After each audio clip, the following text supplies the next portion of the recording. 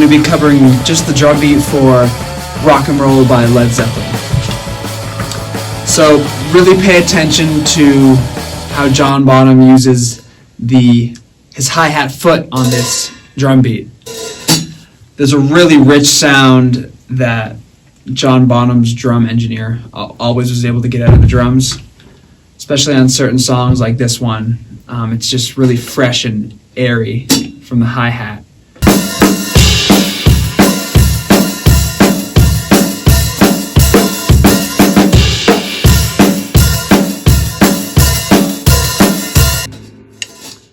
Alright, so on this song, he is just wailing away on that hi-hat. He's keeping it very loose. So that's going to be something you're going to want to focus on with this drum beat.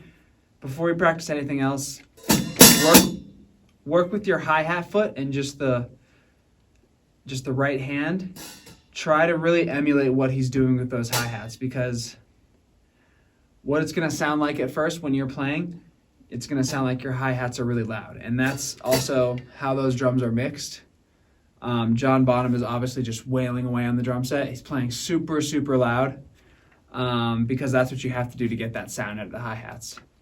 I'm gonna do it right here to give an example, but especially when you're using that left foot to keep the hi-hats open, that's what's letting all that extra sound out, is these hi-hats are just sizzling away the whole time. So your job is to use the left foot to regulate when is the hi-hat going to be closing slightly. That's what John Bonham does such a good job of in this song, is he's keeping the foot slightly open, but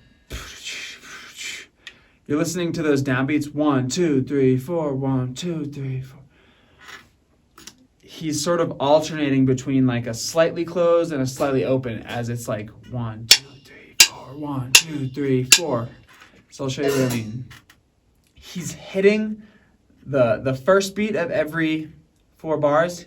He's almost hitting it harder with the right hand, and then backing that up with the back beat on the snare drum. So it's like, all right, that's the style of music that's being played. So here we go. 1, 2, 3.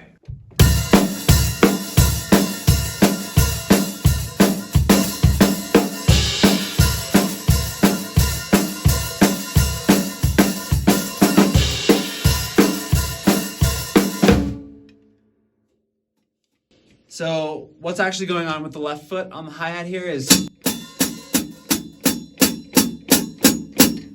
you're basically going to be doing a 1, 2, 3, 4, 1, 2, 3, 4, literally down pedals with your foot.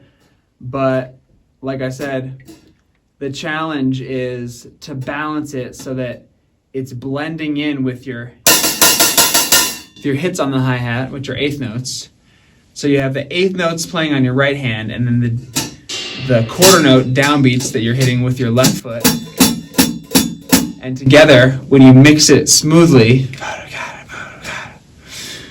and you have this loose hi-hat, the rhythm should sound.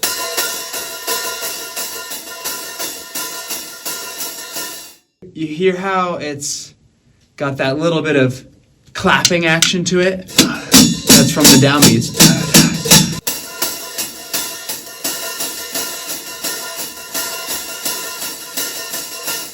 And again, we've talked about this in other videos. A lot of beats that have the eighth notes playing on the hi-hat, especially in rock and roll, you're hitting the downbeats, the 1, 2, 3, 4, a little bit harder, and then the eighth notes on the hi-hat are sort of almost ghosted. They're essentially they're played quieter than the downbeats. So.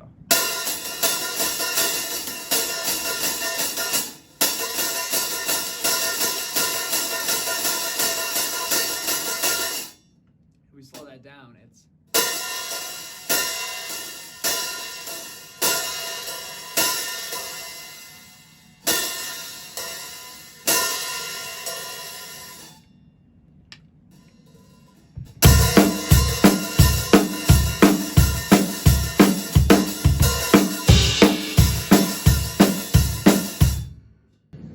So you can definitely hear how I have added in those left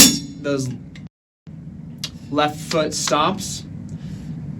The last thing you're going to want to do as you smooth out this beat is make sure that you can't really hear those quarter notes being played on the left foot, because you can't really notice that when you hear the beat being played by Led Zeppelin. So I'm almost accentuating that right now so that you can see how it's being played, what's actually physically being done by the drummer. But once the beat is perfected and being played, you don't actually want to hear the fact that someone is doing it in that way. You want it to just sound good.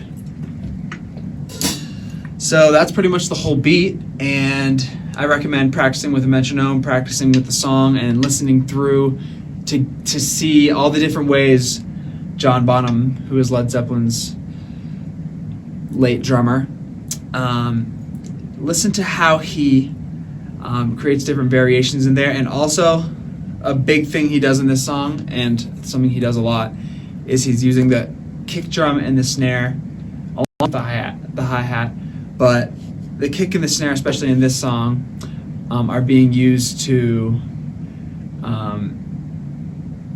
do something called comp. That's what they call it in jazz, but comping is when you're interacting with other musicians in the song. But in this context, you probably wouldn't call it that, but he is using these drums to make variations of the original drum beat and actually interact with other players in the band. When he hears a rhythm that might be slightly different or it stands out a little bit, he's there to support the other musicians in the band by instantly switching up the drum beat to use rhythm to complement the other players and to complement the music as a whole. So thanks for listening. That's Rock and Roll by Led Zeppelin.